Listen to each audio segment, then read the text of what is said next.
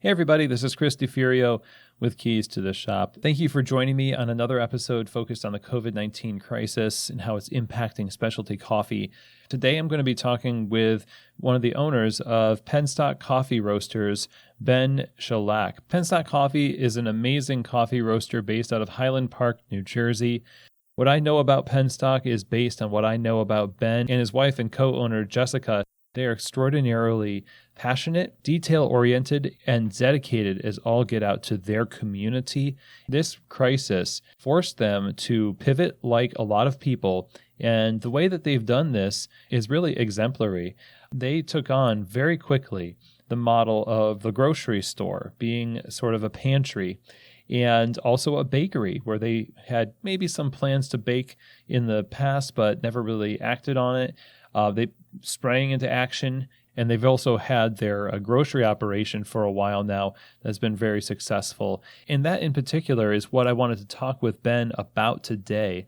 If you go to their website, penstockcoffee.com, and you go to the shop tab and look for grocery, you're going to see a really great example of setting up a grocery program in a way that's friendly, easy to use, and they've just done such an amazing job here. So in this conversation, we're going to be talking about the nuts and bolts of building this program in the business, what led to it, how it's done, some things to look out for if you still want to do something like this in your cafe, as we are still in the midst of the crisis and we still need all of the revenue that we can get as we build back up our business. So I'm really grateful that Ben took the time to explain all this to me and talk about their experience at Penstock.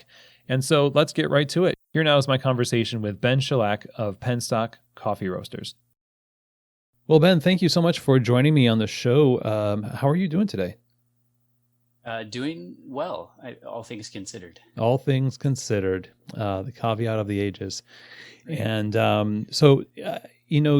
met you, I think it was at Coffee Fest a while ago, maybe a couple of years ago.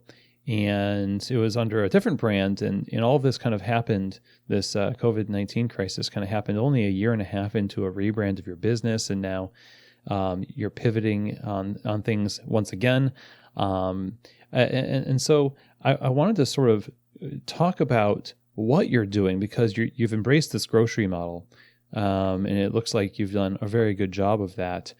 But I wanted to sort of get the take on how things progressed in this crisis for you all over at Penstock. Yeah.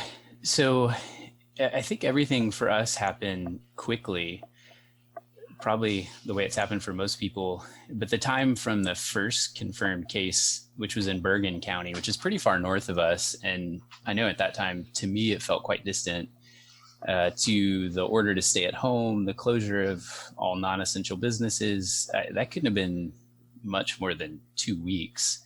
But it was really, in that first week, we saw the closure of all our wholesale accounts, but 2, none of which have reopened. We did a pretty substantial catering business with Rutgers, and all those orders were canceled. And then our retail business dropped by 75%. And that was, really, that was just between a Thursday and a Monday that all that happened. Wow. So we were following the guidelines as they were coming out from the CDC and the state. We were trying to stay ahead of the curve on those and guess what was coming, implement what we could, whatever we would need to do to protect our team and our customers. So that meant eliminating cash transactions. We removed outdoor seating, indoor seating. But all of that was also hastening that loss in revenue. So it didn't take very long before we realized we had to iterate in new directions, or we were just going to have to close and furlough our team and just try to shelter from the storm. Honestly, given the risks of exposure, I wasn't sure at that time, whether or not that wasn't just the best option. But also, we've been doing this for 10 years. And I know cutbacks are never more than temporary tactical retreats. And they're not really a way forward. So the question was, is there a way we can keep our doors open and keep people safe and being able to keep everyone employed, even if that means we have to enter into some new kind of business? So that was sort of how the crisis unfolded for us. And the main actions we took were just to communicate as things were going on. And most of our staff is able to work. We've had 4 out of 11 who can't in our cafe, which is a lot. But just trying to communicate in that environment has been especially challenging because we have some people now working from home, some who aren't working, some who come in on just a few days a week, a lot of people not coming in at the same time. So trying to keep up with that communication and be clear about what's going on in terms of where we're at financially, in terms of processes, adjustments to standard operating procedures. So, trying to make all those adjustments as we've gone. So it sounds like your experience with this is similar to a lot of people's in that, it's kind of a rapid onset of, the measures that you had to take on and the loss of the wholesale business included, in that moment when you're deciding what actions to take that are not the temporary retreat of cutbacks, as you said. What options were on the table for you? And, because this is really quick decision making that you've got to engage in. So first, I guess, what options were on the table and what made you decide to really embrace being a place that still does the baking, because I know you do that still too, and also the grocery program? Yeah, well, to lay it out, we were not baking in February, but we're baking now. We've been working on a kitchen program since last January, but trying to make sure we did it right. It's taken the better part of a year to get it set up. So we had just brought in our first line cook. Most of the equipment had arrived, but the recipes, the SOPs, the menus, everything was pretty much done. We're planning on rolling it out April 1st. So we were in the process of going through all the recipes with, it would have pretty much been me and our line cook rolling everything out when all this broke loose, which actually ended up being very timely because the main supplier we had used is completely closed. And then we have one more who pared down their offerings to just a couple items. And so we've been able to fill that gap with what we've been baking in-house during that period of time. As far as what other options were there, really just our online and focusing on trying to, we didn't have to do much. And within that next week, I think our online sales went up 800%, which was just extraordinary. Wow. But putting out content as far as blogs, social medias, doing online giveaways, all the kind of normal things you might do to try to reach new customers in online sales. But that's kind of what everyone's doing. And how do you stand out in that market? And then we were also just thinking about our customer base. A lot of people are local and they're ordering coffee online now and getting home delivery. But I guess there were 2 lines that really converged. The first was I was talking with one of our grocery partners and asking them, how's it going? Fully expecting the normal answer of, things are difficult, but we're getting by. And he said, we're doing great. Sales are up 300%. We're pretty much packed to the max. We can't keep our shelves stocked. And so thinking, wow, it seems like business is just shifting around. And some places, Zoom and Amazon being the biggest ones, are doing great. And other places are really struggling depending on what they were offering and how they were offering it.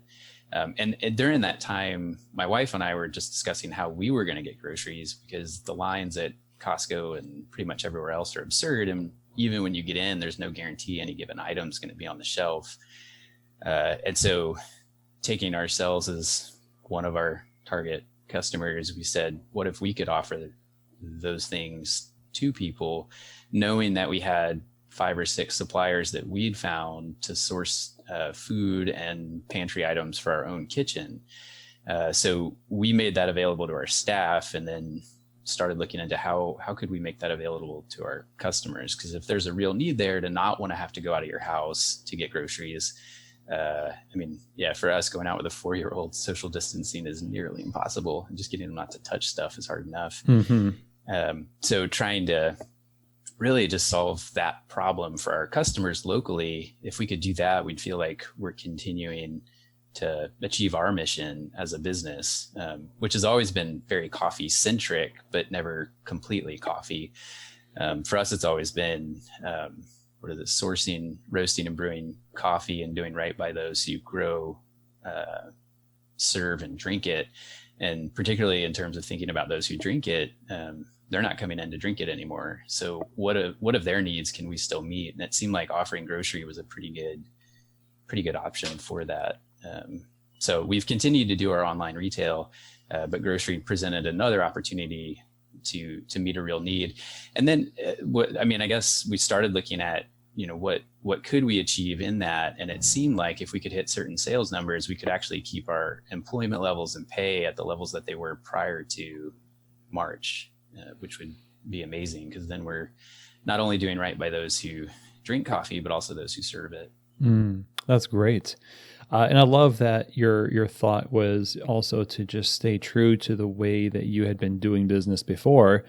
And, you felt free enough to change the context, but that the message itself was, the same, be it groceries or baking or, online, you're still accomplishing the same thing, which is really awesome. So when you decided that this is what you wanted to do, then practically speaking, what did you have to adjust when you really started to make plans to stock dry goods and milk and other things like that in your cafe? What are the adjustments and logistics of doing a grocery program?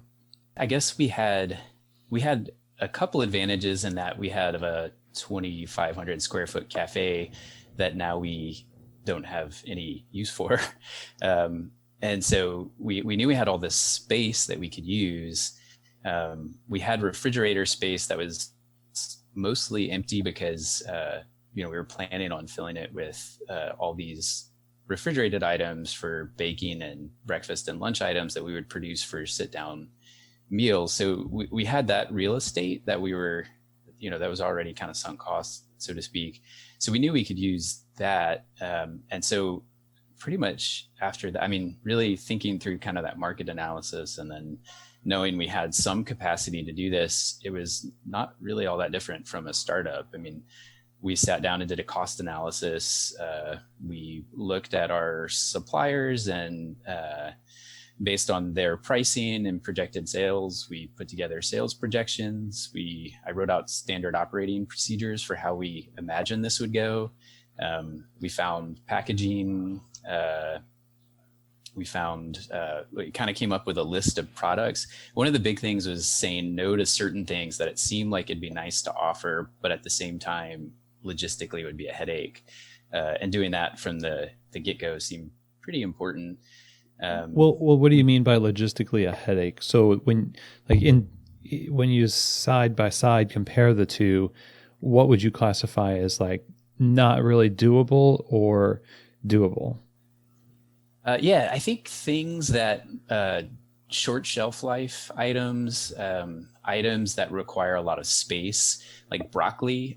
This I didn't know ahead of time, so there's definitely been a lot of iterating and failing, and then doing it again. But we did broccoli in one of the grocery boxes we sent out, and broccoli comes packaged in ice, and so mostly the space goes to ice, not broccoli. And then you have broccoli melting in your refrigerators and your walk-ins. Sorry, you don't have broccoli, you have ice melting in those places. So then you have water you have to deal with. And it's just sort of a headache versus, onions, which can be stored at room temperature. They're kind of stinky, but they're a lot easier to deal with. So that was sort of one of those things that came up in week 2 that we realized, okay, if we're going to do broccoli, we probably need a bigger space. So maybe we shouldn't be doing broccoli right now as far as items that we can offer. I guess one of the guiding principles was, how can we make it such that if someone lives in Highland Park, which is the town that we're in, how can we make it such that they don't have to leave their house for a whole week and they can cook healthy meals without having to leave? So let's make sure we have grains. Let's make sure we have proteins, leafy greens, starches. We'll have fruit options. But then we only have so many refrigerators. We only have 2,400 square feet. So let's try to make sure we're not offering things like broccoli that are going to fill all that up such that we can take in less orders than we could otherwise. And I think a lot of it was kind of hard to predict, but basically then saying, okay, we have different categories of items that we can offer. So in terms of grains, rice, quinoa, what do we want to bring in? How is it packaged? So going through provider by provider and looking at, is it sold by the pound? Is it sold by the liter? And if we order, I guess another example would be melons. When you go through a lot of suppliers' lists, melons are going to be sold volumetrically. So you don't actually know how many melons you're going to get. You can estimate based on the weight of an average melon. But if you have 51 customers expecting 2 melons each in a box, and you think you're going to get between 48 and 55, you don't want to have to order an entire extra crate of melons just to cover that. So then saying, okay, we're not going to offer that. So that's kind of what we did. And a lot of those things we were able to figure out in advance, and a lot of them we kind of have figured out as we've gone. But I think doing that upfront work, but then also being willing to fail at it and get up and try again. Both those things have been really key. How do you know, I mean, maybe you don't, but when you're getting groceries from suppliers, you're not their only customer. And we've been hearing about shortages and other larger grocery retailers. What is the condition of your relationship when you might have to compete with other people getting the same grocery items? Do you ever have just a time where you run out of a thing because there's been a run on grains or bananas or something like that? So far, we haven't had any shortages. I'm speaking slowly because I'm just trying to think if I'm being right. But so far, we've been able to offer everything that we've said we're able to offer. Great. Yeah. The surprising one to me was toilet paper, because we said, well, we can offer that. We had 3 different suppliers. I think that's been key because 2 of the 3 suppliers, taking toilet paper as an example, have been very spotty as far as some weeks they have it, some weeks they don't. But then one has never seemed to have any issue with it. I mean, we probably get orders, 10 to 20 orders a week for 40 rolls of toilet paper. And yeah, I mean, they have it every single week. So I think we had probably 5 or 6 different companies. We didn't just rely on one, in part because we were looking to do a mix of organic, conventional, local and not local. And so in order to do that well, it seemed like we had to rely on several different places. And then over the years, we've just had a couple different suppliers for different kinds of paper goods, or, like we needed Q tonic for a drink we did on the bar. So we had to set up a new relationship just to get Q tonic. We tried it with Fever Tree and other ones, but the drink just didn't taste right without that Q tonic. And so we've kind of built up over the years several different supplier relationships, and having all of those means if one person's out, we can go to a different one. So yeah, up to this point, we haven't had to say we're out of something. Awesome. So if I'm somebody who wants to do this in my cafe, and I've got a short list of items categorized by like grains and proteins, and like you've got oils and things like that, basically, like you said, all that stuff to cook a meal. You need to start somewhere. Just Google search grains, or go, obviously exhaust your local supplier that you're already working with, but surely you had to establish some new relationships and new terms of business with new providers. Was that pretty easy just to strike up a new relationship in terms?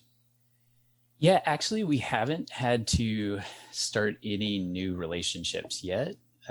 So far, it's been just people that we had already set up relationships with for our cafe or for our kitchen. And honestly, I mean, most of those companies are happy to set up new relationships because it means they're selling more product. So it's never too difficult to do that. But for us, we prioritized companies that had a lot of clarity in their process, where it was pretty efficient and seamless, ideally where it was all online rather than working through an individual to get an order placed. So that's been really helpful because it means, and 24-hour turnaround time too. So if we place an order on Wednesday, it gets delivered on Thursday. So with those things kind of in mind, that's how we selected folks. And in general, most of those companies are more than happy to bring you on. And a lot of the ones that actually, I think all the ones we work with are regional or local. I don't think we have any of the really big national companies. Like no Cisco or something like that. Exactly. I mean, there's advantages to working with those companies. We've just never done it. Well, when you're setting this up and you offer it to people, you have to set it up in such a way that you are going to have what they want. When you advertise it on your website and they click on, purchase this package or that package, you have to make sure that you've got stocked what people are expecting. So what would be your rule for initial inventory and inventory control when it comes to setting up a grocery? Because on one hand, I think maybe it's just similar to the way we do with all of our inventory stuff, but now we're dealing with varied shelf life and storage parameters. But is there anything unique about developing the inventory pars for your grocery items?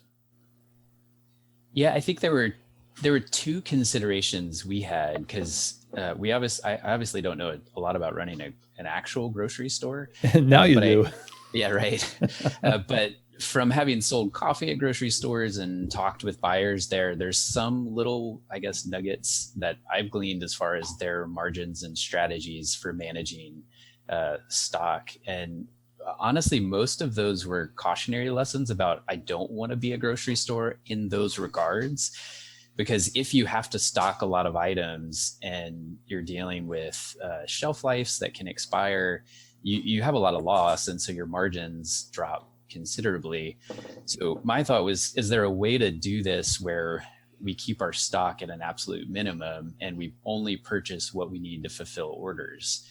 So our initial offerings were all, you pay for the season, more like a CSA, and then you get weekly deliveries. So then we know exactly how many orders we're going to have. And then we can stock accordingly. So we'll try to hit a certain number of, say, vegetable orders or fruit orders, and we'll have somebody pay for 27 weeks of that all up front, which has the added advantage of, there's definitely a cash crunch right now with that sudden drop in revenue where we get paid up front, and then even though it's a liability, we distribute the goods over the next 27 weeks. But it also means we can predict how much we need of that given item, and then we can close that item if we need to. So, I mean, that helped a little bit as far as kind of managing expectations, but then also making everything a pre-order. So we close the ordering window and then have a space of time before there's the pickup delivery day. So it's not a walk up and purchase any given item on any given day.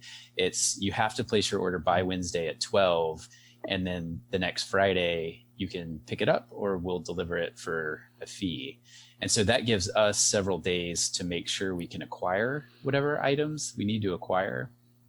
And between that and having multiple different suppliers who are mostly local and regional and not by and large getting large purchases and sold out from larger buyers, we've been able to pretty much keep a low stock, but also fulfill all our orders. There are a few items that have extremely long shelf lives that we've just gone ahead and stocked to make sure that we have those on hand. But for perishable items especially, keeping our stock low to avoid waste has been really key. That's great. So when I'm looking at your veggie essentials, for example, you have language that says some leafy greens, it can, broad categories like starchy vegetables, and you offer a variety of things, but not a guarantee that you're going to get this many potatoes or this many yams or so that it seems like you're doing that so that you can push the ones that are not about to expire, but you know that you may have a lot on your hands, and so you need to get it out to the orders that are due to be delivered. So it might be potato heavy 1 week, because if you wait another week, you are going to have to toss those potatoes. That's right. And we've been really explicit about, I guess we've been really clear about being vague in terms of we'll have certain categories of items, but we can't guarantee which items will be in there, and there'll be a range of items in there. And so it's definitely not for everybody. If you buy potatoes every single week and that's sort of a staple, we won't guarantee you're going to get potatoes every week. And you can go order from some other company and do that. But if you have some flexibility, we guarantee you starchy yes, vegetables. It may be potatoes, it may be yams, it may be carrots or turnips or parsnips or something like that. But you'll have that starchy vegetable in there. And the leafy green may be kale or cabbage or watercress or whatever, but you'll have that too. And so that gives us the flexibility to use different vegetables depending on what's available. And again, so we're only ordering what we get orders for, so we're not having to throw things away, and we're not having to try to come up with uses for old vegetables. That said, we do have a kitchen, and we are able to pull some items across those two when necessary, but it is a little bit of a logistical headache when we have to do that. So by and large, we've tried to not have to do that. You have to track waste, and then it crosses over and all that stuff. Yeah. So it sounds, just when people talk about when CSA is now, more people, I think, get Blue Apron than have a CSA membership. And so it's essentially the same. You're not guaranteed exactly the same thing in your meal delivery. But this is essentially what you're doing. You're saying, like, you can get creative, like, oh, look what we got here. we get to be chefs this week, and everyone's kind of baking bread these days and being more adventurous. So it seemed like a perfect time to set something like this up. Yeah. And we've done more steps in that direction as far as we include recipes for the specific vegetables that are found in that given week's box. So it definitely is. We've been careful not to call it a CSA because we're not necessarily purchasing local. It's a mix of local and not organic and conventional.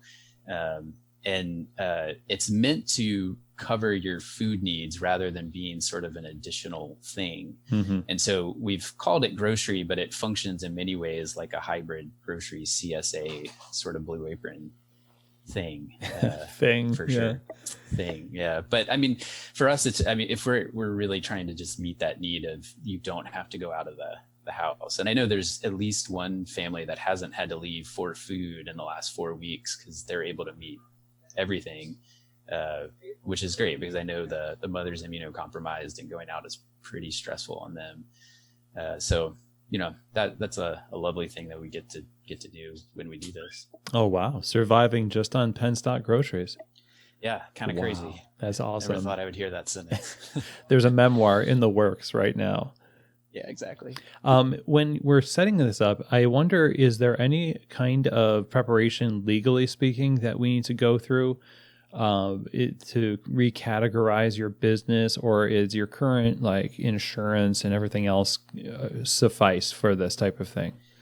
Yeah, as far as insurance goes, the answer is yes, because, and as far as legally goes, because we're not doing delivery of cold storage items, and because this is not our primary business, we haven't had to recategorize for that need. But depending on if this were something we tried to really scale up, then yeah, I think we would need to do quite a bit of reorganization as far as our business structure and reporting with the state and the federal government agencies, as well as just with our insurance company. Yeah. And of course, state by state, you're going to have to check it out for yourself, and don't take this episode as word for legal and insurance, but that's good to know that in your case, and it's something that you're able to do.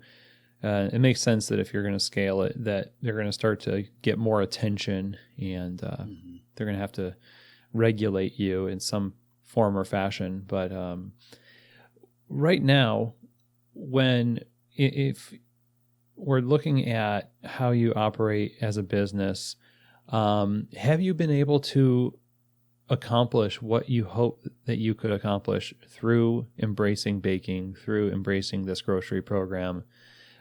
Would you say that this has been pretty successful and allowed you to keep your staff on and serve your community well?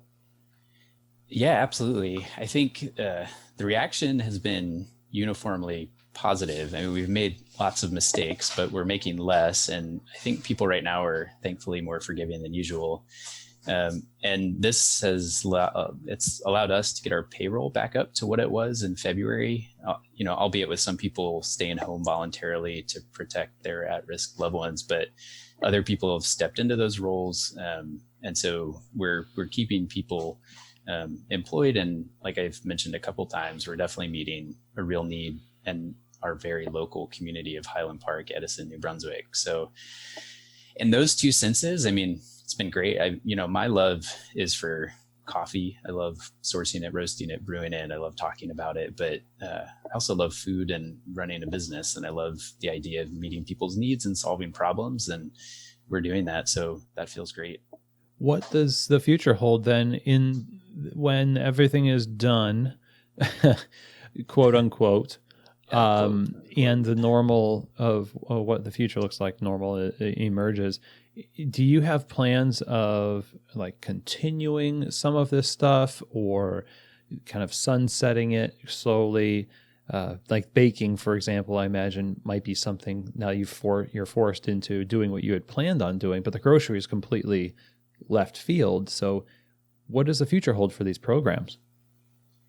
Yeah, I think it really depends on what that new normal looks like. And especially in a state like New Jersey, I don't really see there being any changes to what we're currently doing for quite some time. And I know our governor's rolling out a quote plan to reopen in quote sometime soon today, but I also know that comes with a lot of caveats. And so, we're kind of anticipating this continuing into the fall without being able to really we have a 50-seat cafe, and I don't really see that being a 50-seat cafe as late as September or possibly into 2021. So, I see this going on for a while in terms of what we offer. If we ever are able to, just focusing on our core competencies of sourcing, roasting, and brewing coffee, that's definitely what I would love to get back to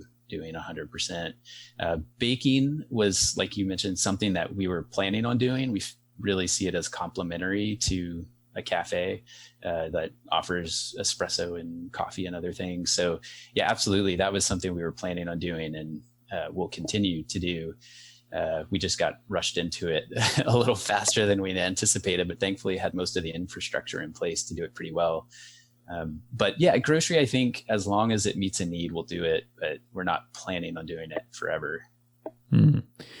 Well, this has really been fun to talk about, super informative, and again, great job, because when I'm on your website, and I would encourage everyone to check your website out as an example of someone doing this kind of thing very well. It is very inviting, and vision-wise, it's on brand for what you all are about, and people are going to remember how you showed up for them, even outside your, as you put it, core competencies. And you would never know it. I think you missed your calling as a grocer, probably. I grew up across the street from grocers, so maybe it just sort of seeped in through those casual conversations. I don't know. Ben, thank you so much for joining me. It was great to talk with you, and I hope that things continue to go well over at Penstock. And all the best to you guys. Thanks, Chris. Yeah, I hope you guys stay well too.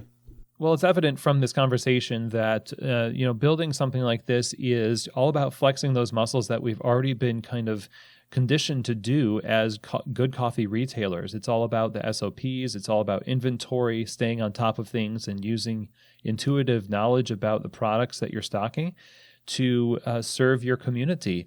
And like Ben said, something like baking that they might keep around in their cafe because they were already planning on doing it, but grocery may or may not make it, probably not. They just want to keep doing coffee because that's what they got into it for.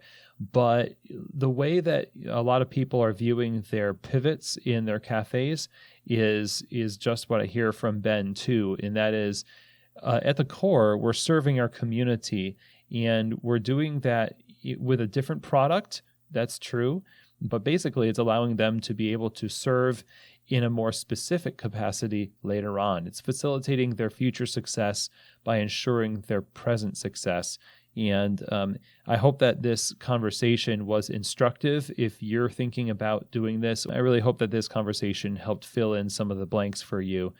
Thank you very much, Ben. Really appreciate it. All the best to you and your team over there at Penstock. Definitely check them out over at penstockcoffee.com. Wonderful people, amazing coffee. And so thanks again, everyone, for joining me. And we'll see you here in another episode focusing on the COVID-19 crisis, from keys to the shop.